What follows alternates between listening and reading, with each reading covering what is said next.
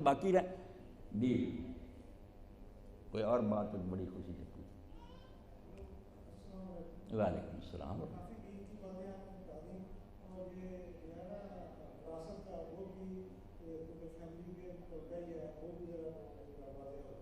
جی وراثت، بالکل میرے بھائی نے جو سوال کیا، یہ وراثت میں بھی ہم دیر سے ظلم کر رہے ہیں۔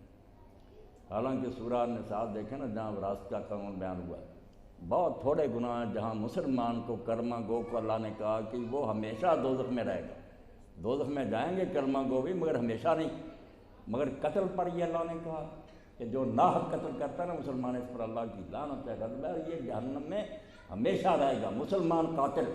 اور یہ وراثت والوں کا بھی کہا، سورہ نساء شروع میں دیکھ لیں، اللہ نے کہا جو ان حصوں میں کمی بیشی کرے گا میں جہنم میں داخل کروں گا اور وہاں ہمیشہ رہیں گا۔ مگر ہو رہا، اور آپ حیران ہوں گے کہ سب سے پہلے جب ہم یہاں ہندوستان کے مسلمان کافر ہوئے تھے نا، وہ زبانی نہیں دین کی نگاہ میں، کہ ہم نے انگریز سے خود درخواست کی تھی ذمہ داروں سے، لے کر دیا، ورنہ شرعی قانون جاری تھا وراثت اسلام کے مطابق تقسیم۔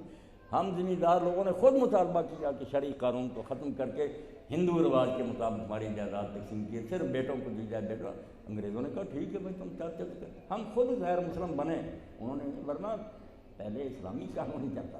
تو وراثت کا اللہ تعالیٰ نے خود بیان کیا، چھوڑا نہیں، اور ماں پر بھی کہ اجتہاد آپ بیان کیا کہ ماں کا یہ حصہ ہے، والد کا یہ حصہ ہے، بیوی کا یہ ہے، خاوند کا یہ ہے، بھائی کا یہ ہے، بہن کا یہ، بیٹی اور بیٹے کا یہ چاروں رشتے جو ہے نا اللہ نے خود آپ بیان کر دیے۔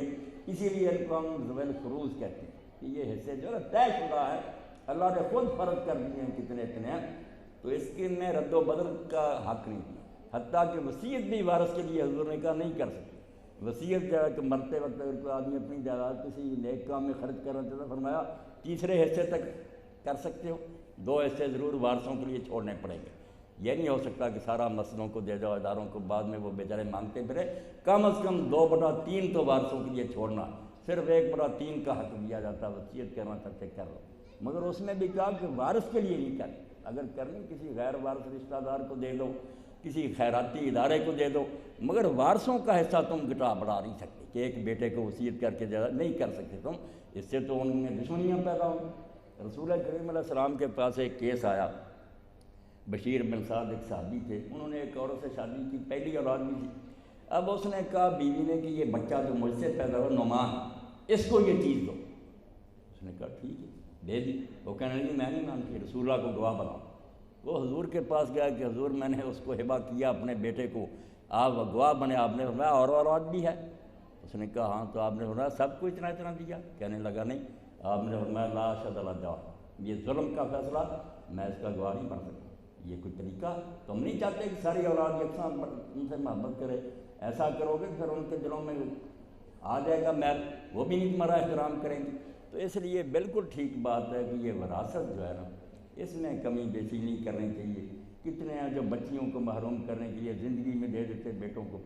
میں نے اپنی آنکھوں سے دیکھا، اپنے گاؤں میں، اپنے عزیزوں میں کئی لوگوں نے جان چھڑانے کے لیے بچوں کو دیا، اللہ گواہ انہیں بچوں نے جوتے مارے اور جا کر انہیں بیٹیوں کے گھر پر مرے، انہوں نے کفن دفن کی، بچوں نے نہیں سنبھالا، پھر جنہوں نے جائیداد لے لی تھی بچیوں کے گھر جا کر مرے۔